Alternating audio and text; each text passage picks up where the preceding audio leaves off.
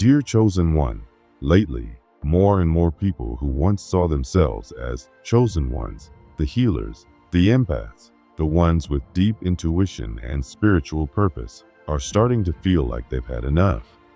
These are the people who've carried not just their own pain, but the pain of others too. For years, they've been strong, wise, and brave. They've led the way in their families, in their circles, and in their communities. But something has shifted. What once felt like a blessing now feels like a burden. That special title, Chosen One, used to feel powerful. Now, it feels heavy. Too heavy. These people are often the emotional backbones in their lives. They're the ones others come to for advice, comfort, and clarity. They're the ones who stay up late listening, who offer support even when they're barely holding it together themselves. They're the ones who sense what's unspoken, who feel everything so deeply, and who still try to help everyone else first. But after years of this, they're tired. Not just tired in a physical way, but soul tired. Worn out from always being on, always being the strong one, always being the one others count on, but rarely the one anyone checks in on. If this sounds familiar to you, maybe you felt this kind of tired too. Maybe you've been the one who always holds space for others, who always gives without being asked, who always knows how to help, but you wonder, who's there for me? And if you're reading this right now, maybe this message found you for a reason. You're not alone in this. A lot of chosen ones are beginning to realize that the pressure to be strong all the time is hurting them. At first, it may have felt good, like they had a mission, a reason for being here. People trusted them. They were the ones who got it, who stayed grounded while others lost control. But slowly, that role started to feel like a trap. They stopped expressing their own emotions. They learned to put their needs last.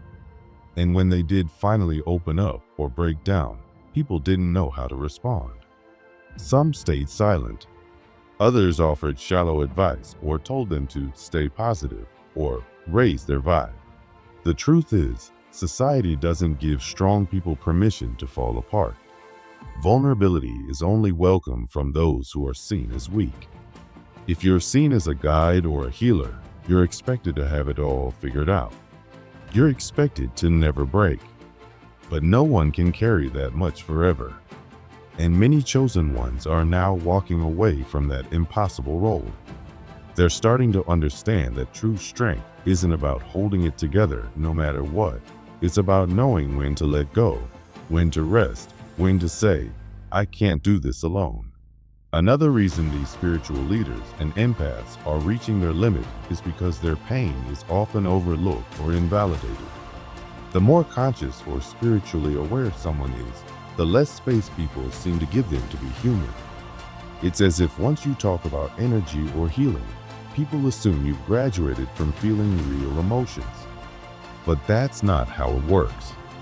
In fact, the more aware someone is, the more deeply they feel. They're tuned into everything, the joy and the pain, the light and the dark. When they're grieving, anxious, or hurting, they're often told to just shift their mindset or focus on the positive. Instead of comfort, they get clutch advice. Instead of empathy, they get judgment or spiritual bypassing. This kind of response makes their pain feel invisible. It creates a new kind of loneliness, a spiritual loneliness.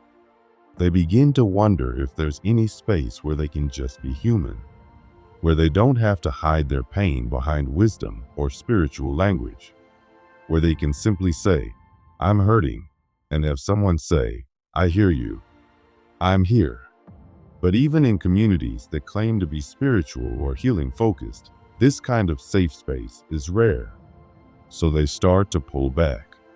They stop opening up, and they carry even more alone. For many, this pattern started early in life. Chosen ones are often the truth tellers in their families. Even as kids, they saw what others ignored, the lies, the favoritism, the unspoken pain, the toxic patterns. They spoke up. They asked hard questions. They didn't play along with the roles others wanted them to play. And for that, they were often punished, called too sensitive, too dramatic, too much. Their honesty was seen as rebellion. Their emotions were seen as problems. And instead of being praised for their insight, they were made to feel like the black sheep. This didn't stop when they grew up. Even now, in their families, relationships, and workplaces, they're still cast as the troublemakers for refusing to pretend everything's fine. All they're trying to do is bring healing. But as soon as they speak up, they're seen as the cause of conflict. This makes them doubt themselves. They start to wonder if maybe they are the problem. So they stay quiet. They shrink. They numb out. But deep down, they never stop feeling the sting of being blamed for telling the truth. Then there's the loneliness. The kind of isolation that goes beyond just being physically alone. When someone starts walking the spiritual path, especially a deep one, it often leads to solitude. They distance themselves from toxic people. They spend more time alone, doing inner work. At first, this solitude feels powerful. It's sacred time for healing and self-discovery. But after a while, it becomes painful. We don't talk enough about the loneliness that comes with waking up. The long nights without real conversation.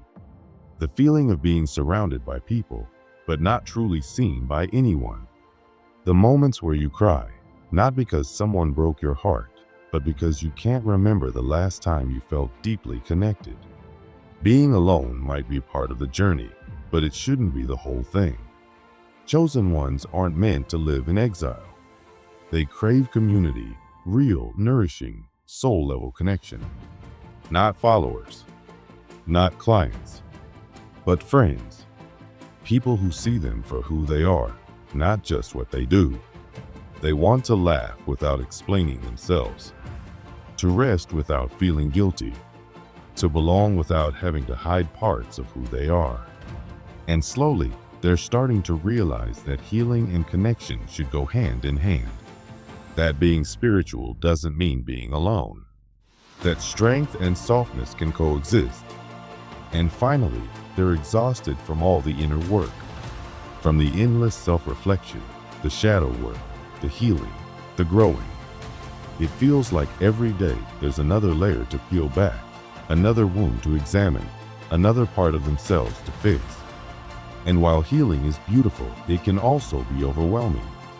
Sometimes it feels like a full-time job with no breaks, like they're never done. And even though they've come so far, they still feel like there's always something more to heal, something more to release. This constant push to evolve can lead to burnout. It makes them forget how far they've come. It makes them feel like they're failing, even when they're doing their best. It creates pressure to be perfect, even in their healing. But healing isn't a race. It's not about being flawless. It's about learning to be kind to yourself, to rest, to enjoy life, to stop fixing and start living. So many chosen ones are waking up to this now. They're saying, I'm done carrying it all alone. They're realizing that their worth isn't in how much they can hold, but in how deeply they can feel and love and live. They're choosing to step down from the pedestal, to drop the labels, to just be. And maybe you are too. Maybe it's time to stop being the strong one. Maybe it's time to let others hold you for once. Maybe it's time to stop doing and start simply being. To laugh, to cry, to connect, to rest, to heal without pressure. You're not alone in feeling this way. More and more people are waking up, not just spiritually, but emotionally. They're learning that it's okay to be human. That being chosen doesn't mean being perfect. It means being real. And if you made it this far, maybe this message was meant for you. Maybe it's time to soften, to surrender, to come home to yourself, not as a healer, not as a guide, not as a chosen one, But just as you are enough. Even when you're tired. Even when you're not okay. Especially then. For a long time, many people who felt like they were meant for something deeper have been on a journey of healing. They've gone through hard emotional work, facing childhood wounds, breaking family patterns, writing in journals until morning, crying during meditations, and forgiving those who never apologized. They've done the inner work over and over again. But after a while, that inner work starts to feel like it never ends. Like no matter how much they do, there's always more. It's like being on a treadmill that keeps speeding up, but never goes anywhere. Eventually, these people start asking themselves, when do I get to stop working on myself? When do I just get to live my life? In a lot of spiritual spaces, there's this quiet message that you always have to be evolving, constantly growing, healing, and ascending. As if being enlightened is something you're supposed to reach like a finish line. And if you're not constantly getting better, you're falling behind. This pressure can be exhausting. Rest starts to feel like weakness. Peace starts to feel suspicious, like something must be wrong if everything's quiet. And many are starting to realize they're just tired. Tired of feeling like they have to earn their worth through non-stop healing. Tired of believing that they'll only be whole once they've fixed every broken part of themselves. But what if healing isn't meant to be your whole life?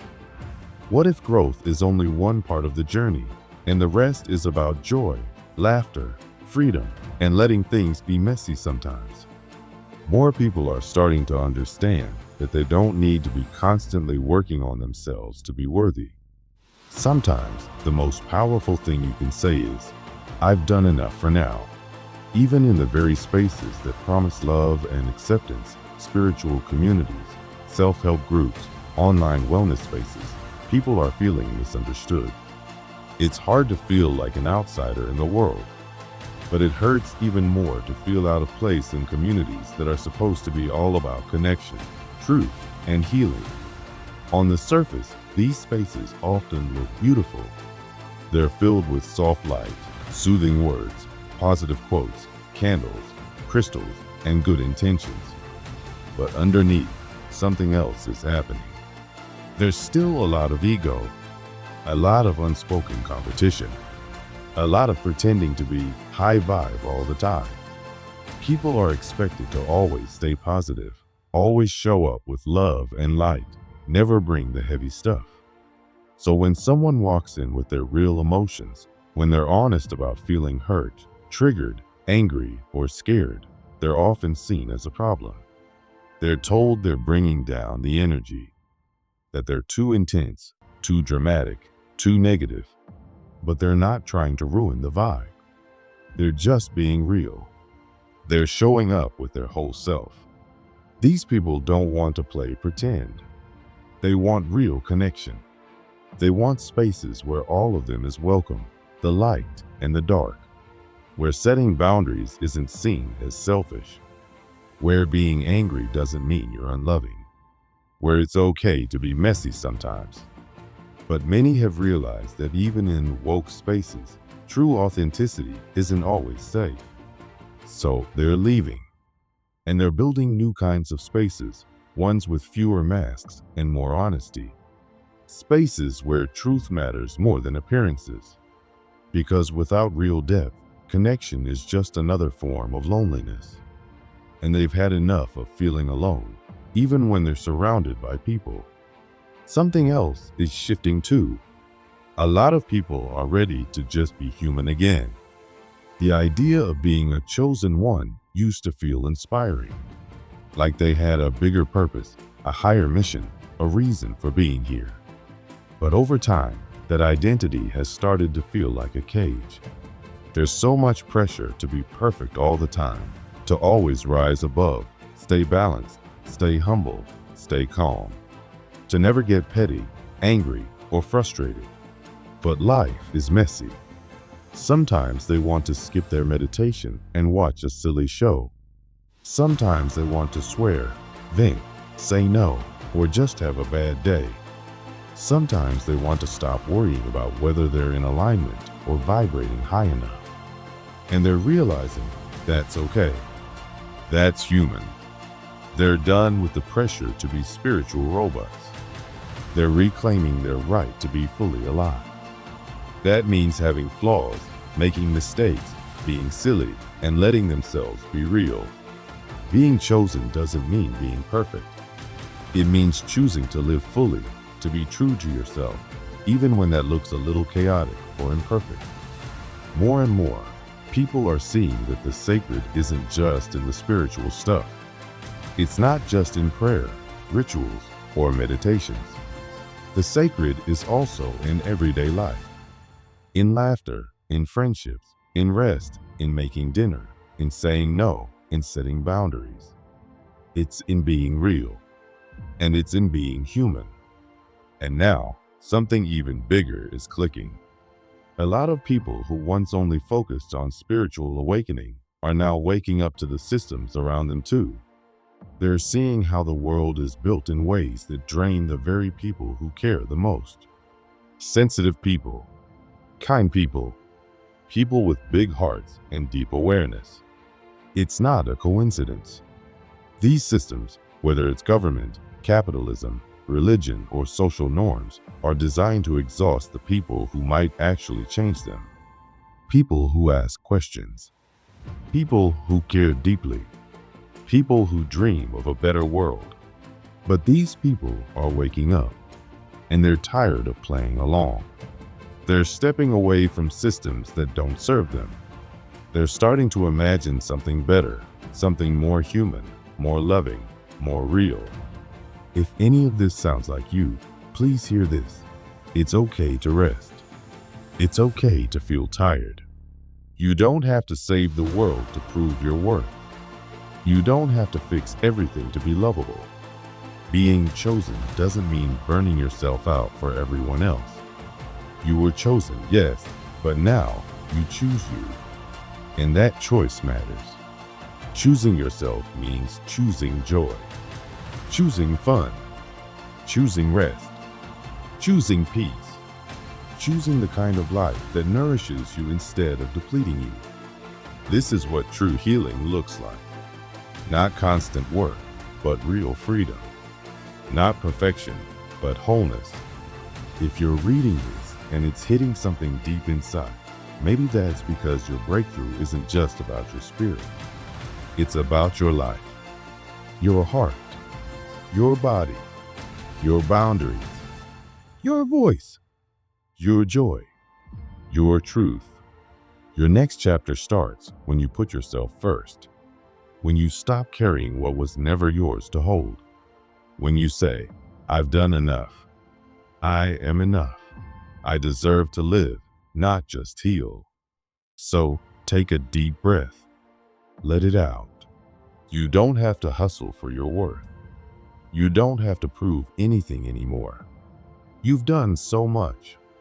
You've grown so much. And now it's time to live.